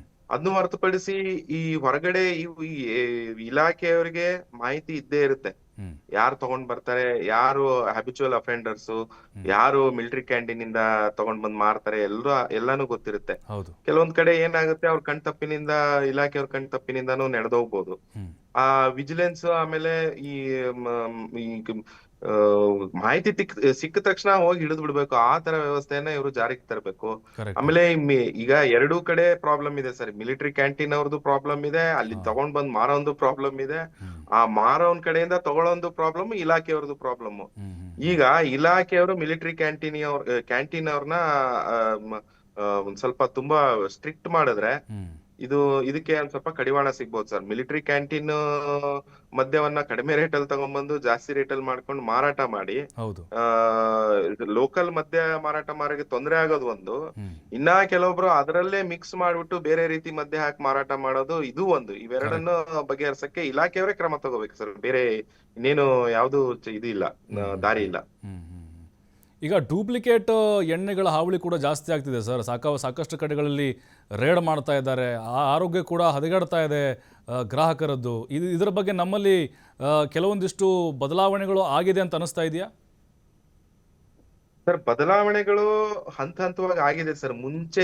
ಮುಂಚೆ ಡೂಪ್ಲಿಕೇಟ್ ಮದ್ಯವನ್ನ ಮಾಡಿದಾಗ ಇದ್ದಂತ ಪರಿಸ್ಥಿತಿ, ವ್ಯವಸ್ಥೆ ಅಥವಾ ಇಲಾಖೆಯಲ್ಲಿ ಇರ್ತಕ್ಕಂಥ ವ್ಯವಸ್ಥೆಗೂ ಈಗಿನಗೂ ತುಂಬಾ ಬದಲಾವಣೆ ಆಗಿದೆ. ಸುಮಾರು ಕಡೆ ಬೇಕಾಬಿಟ್ಟಿಯಾಗಿ ಡೂಪ್ಲಿಕೇಟ್ 3D ಎಲ್ಲ ಮಾಡ್ತಿದ್ರು. ಅದನ್ನೆಲ್ಲ ತುಂಬಾ ಕಂಟ್ರೋಲ್ ತಂದಿದ್ದಾರೆ ಇಲಾಖೆಯವರು. ಪೊಲೀಸ್ ಇಲಾಖೆ ಆಗ್ಲಿ ಅಥವಾ ಅಬಕಾರಿ ಇಲಾಖೆ ಆಗ್ಲಿ, ತುಂಬಾ ಸ್ಟ್ರಿಕ್ಟ್ ಮೆಜರ್ಸ್ ಇದೆ ಆತರ ಡೂಪ್ಲಿಕೇಟ್ ಮಾಡಿದ್ರೆ. ಆದ್ರೂ ಅಲ್ಲಲ್ಲಿ ಆಗ್ತಾ ಇದೆ. ಅದನ್ನು ಸೀರಿಯಸ್ ಆಗಿ ಇಲಾಖೆಯವರು ಅದನ್ನ ಪರ್ಸ್ಯೂ ಮಾಡಿ ತುಂಬಾ ಹಿನಿಯಸ್ ಕೇಸ್ ಅಂತ ಪರಿಗಣನೆ ಮಾಡಿ ಆ ಮದ್ಯ ಉತ್ಪಾದನೆ, ಡೂಪ್ಲಿಕೇಟ್ ಮದ್ಯ ಉತ್ಪಾದನೆ ಮಾಡಿರೋರ್ಗೆ ಸಂಬಂಧಿಸಿದಂತೆ ಯಾವುದೇ ಸನ್ನದ್ಧಗಳಿದ್ರೆ ಅದ್ರ ಮೇಲೂ ಕ್ರಮ ಕೈಗೊಳ್ಳೋ ಕೆಲಸ ಇಲಾಖೆಯವ್ರು ಮಾಡ್ತಾ ಇದ್ದಾರೆ. ಬಟ್ ಇದು ಹಂತ ಹಂತವಾಗಿ ಕಡಿಮೆ ಆಗಿದೆ ಸರ್. ಎಲ್ಲೋ ಕೆಲವೊಂದ್ ಕಡೆ ಈ ತರ ಪ್ರಕರಣಗಳು ಕಂಡು ಬರ್ಬೋದು, ಆದ್ರೂ ಕಡಿಮೆ ಆಗಿದೆ. ನಿಜ. ರಾಜೇಶ್ ಅವರೇ ಏನೋ ಹೇಳ್ತಾ ಇದ್ರು ಡೂಪ್ಲಿಕೇಟ್ ಎಣ್ಣೆ ವಿಚಾರವಾಗಿ.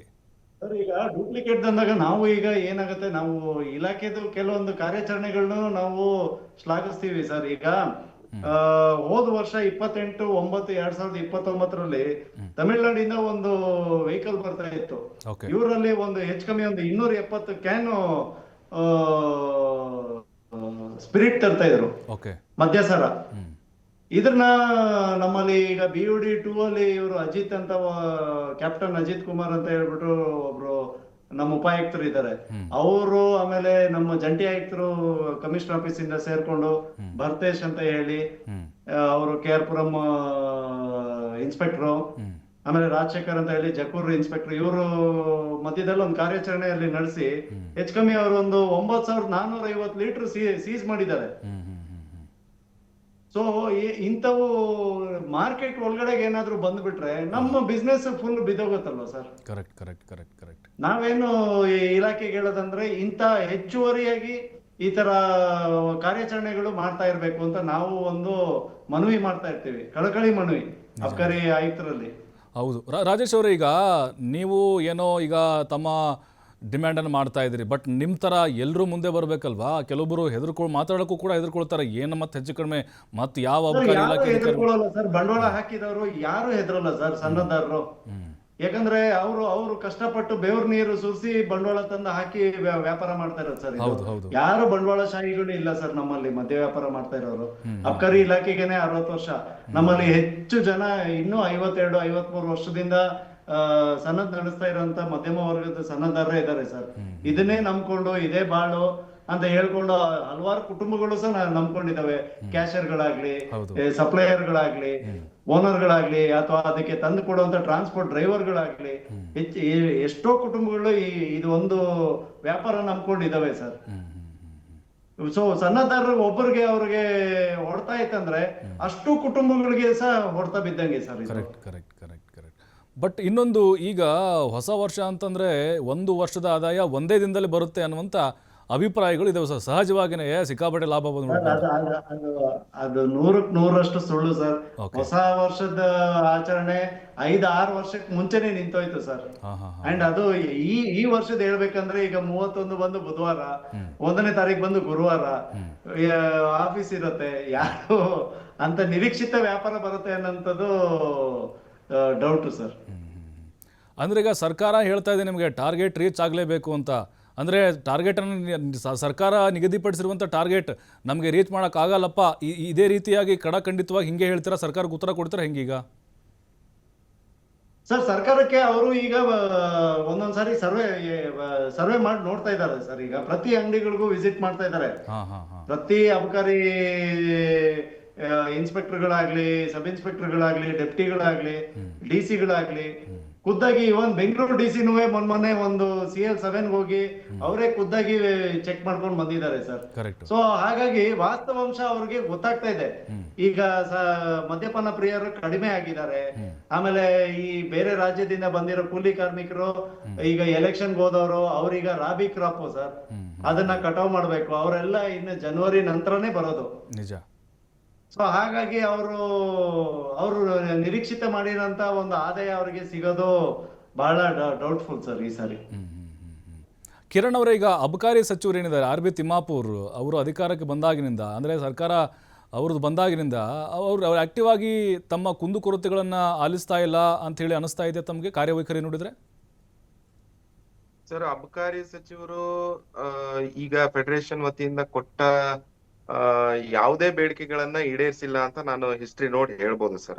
ಮೊದಲನೇದಾಗಿ ಅಬಕಾರಿ ಉದ್ದಿಮೆಯಲ್ಲಿ ಇರ್ತಕ್ಕಂಥವ್ರಿಗೆ ಲಾಭಾಂಶ ಜಾಸ್ತಿ ಮಾಡಿ ಅನ್ನೋದಿತ್ತು, ಮಾಡಿಲ್ಲ. ಅದು ಬಿಟ್ರೆ ಕೆಲವೊಂದಿಷ್ಟು ಬದಲಾವಣೆಗಳನ್ನ ತಂದಿದ್ದಾರೆ. ಈಗ ಇದ್ರಲ್ಲಿ CL7 ಆಯ್ತು, ಅಥವಾ CL7 ಅಲ್ಲ, ರಿನಿವಲ್ ಆಯ್ತು. Renewal of the license inspector, deputy superintendent, DC ಹೋಗ್ತಿತ್ತು. ಈಗ ಡೈರೆಕ್ಟ್ DC ಲಾಗಿನ್ಗೆನೆ, ಅಪ್ಲಿಕೆಂಟ್ ಅಂಡ್ DC ಲಾಗಿನ್ಗೆನೆ ಹೋಗಿ ಅಲ್ಲಿಂದ ಅಪ್ರೂವ್ ಆಗಿ ಅಥವಾ ರಿನಿವಲ್ ಆಗಿ ಬರೋ ಒಂದು ವ್ಯವಸ್ಥೆ ಮಾಡಿದ್ದಾರೆ.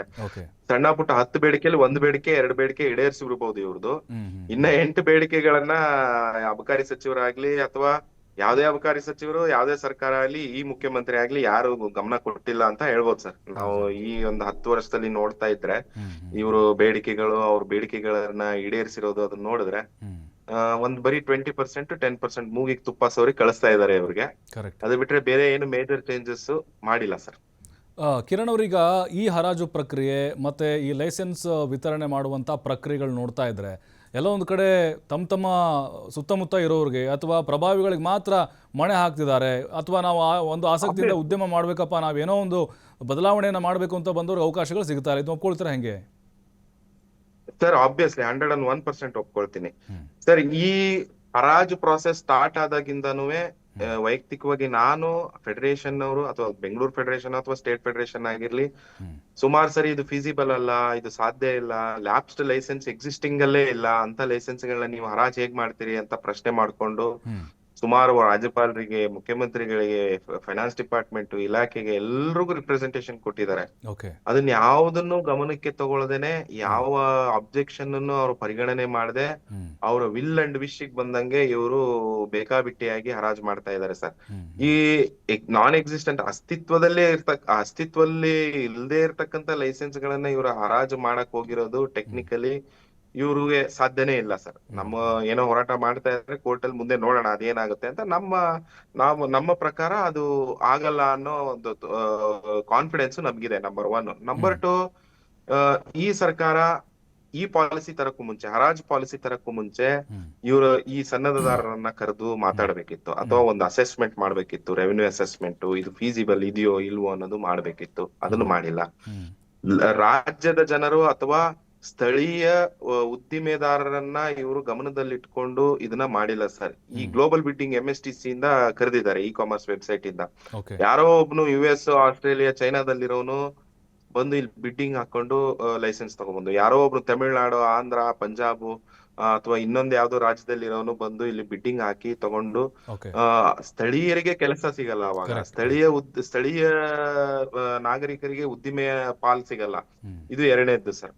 3ನೇದ್ದು, ಹಿಂದೆ ಸುಪ್ರೀಂ ಕೋರ್ಟ್ ಅಲ್ಲೂ ಆದೇಶ ಆಗಿದೆ with regards to selling liquor SC ST ಅವ್ರಿಗೆ ಪ್ರಾತಿನಿಧ್ಯ ಕೊಡೋದು ಅಷ್ಟು ಸಮಂಜಸ ಅಲ್ಲ, ಅಥವಾ ಅದು ಅನ್ಕಾನ್ಸ್ಟಿಟ್ಯೂಷನಲ್ ಅಂತ ಹೇಳಿ ಒಂದು ರಿಪೋರ್ಟಬಲ್ ಜಡ್ಜ್ಮೆಂಟ್ ಹೈಕೋರ್ಟ್ ಅಲ್ಲೂ ಸುಪ್ರೀಂ ಕೋರ್ಟ್ ಅಲ್ಲೂ ಆಗಿದೆ. ಅದನ್ನೆಲ್ಲಾನು ನಾವು ಇವ್ರ ಗಮನಕ್ಕೆ ತಂದ್ರು ಇದನ್ನೆಲ್ಲಾನು ನೆಗ್ಲೆಕ್ಟ್ ಮಾಡಿ SC ST ಅವ್ರಿಗೂ ರಿಸರ್ವೇಶನ್, ನಾವು SC ST ವಿರುದ್ಧ ಅಲ್ಲ ಸರ್, ಬಟ್ ಪ್ರಾವಿಷನ್ ಇದ್ರೆ, ಕಾನೂನು ಪ್ರಕಾರ ಪ್ರಾವಿಷನ್ ಇದ್ರೆ ಕೊಡ್ಲಿ.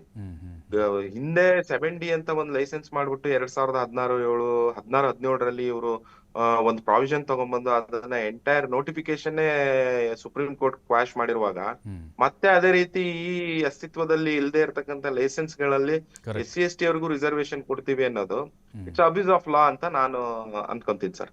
Yes sir. ರಾಜೇಶ್ ಅವರೇ, ಈಗ ಸರ್ಕಾರ ಪ್ರತಿಯೊಂದರಲ್ಲೂ ಕೂಡ ಪದೇ ಪದೇ ಮೂಗು ತೋರಿಸ್ತಾ ಇದೆ. ಈಗ ಪದೇ ಪದೇ ಈಗ ಟ್ಯಾಕ್ಸ್ ಆಗಿರ್ಬೋದು, ಕೆಲವೊಂದಿಷ್ಟು ಮಾರ್ಪಾಡುಗಳಾಗಿರ್ಬೋದು, ಈ ನೀವು ಹೇಳ್ತಾ ಇದ್ರಿ ಟಾರ್ಗೆಟ್ ಅಂತ ಹೇಳಿರ್ಬೋದು, ಹಸ್ತಕ್ಷೇಪ ಕಡಿಮೆ ಆಗಬೇಕು ಅಂತೀರ. ಹಾಗಾದರೆ ಮುಕ್ತವಾಗಿ ಬಿಟ್ಬಿಡ್ಬೇಕು ತಮಗೆ ಸ್ವತಂತ್ರವಾಗಿ ಉದ್ಯಮ ನಡೆಸಲಿಕ್ಕೆ?